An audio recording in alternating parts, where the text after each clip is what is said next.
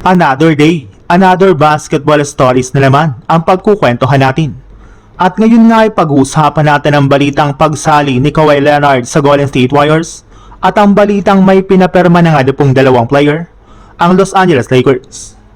Ibinulgar na nga po ng isang NBA insider na seryoso na nga daw talaga ang Clippers sa pag-trade ngayong offseason sa kanilang superstar na si Kawhi Leonard. May ilang mga teams na rin naman nga po silang kinakausap patungkol dito, kagaya na lang ng mga dating kupunan nito na San Antonio Spurs at Toronto Raptors.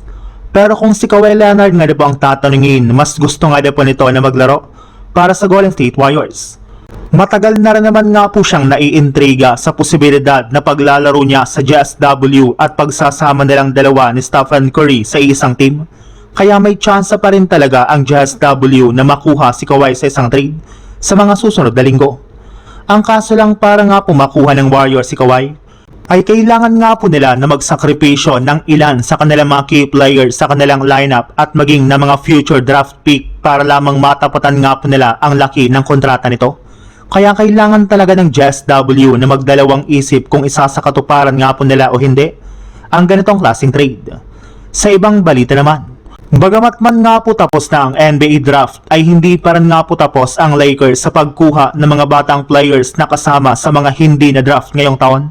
In fact, ilang oras lang naman nga po mula nang kunin nila sina AK Okereke, Peter Suder at William Kyle III, ay kumuha pa nga po sila dito ng mga bagong manlalaro na kinabibilangan nila Chase Ross na pumirma na exhibitan contract sa kanilang kupunan.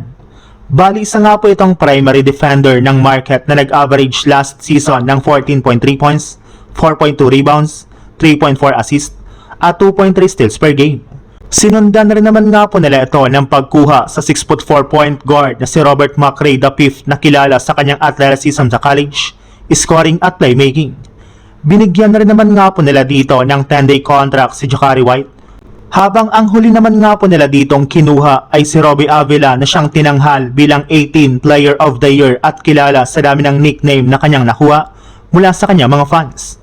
Mahusay nga po ito pagdating sa playmaking, merong shooting at may soft touches sa ilalim ng basket, malayokich ang galawan. Kaya kung sakali man nga po na makapagpakitang gilas ito sa Summer League at training camp ay hindi malabo na makasama ito sa official lineup ng Los Angeles Lakers.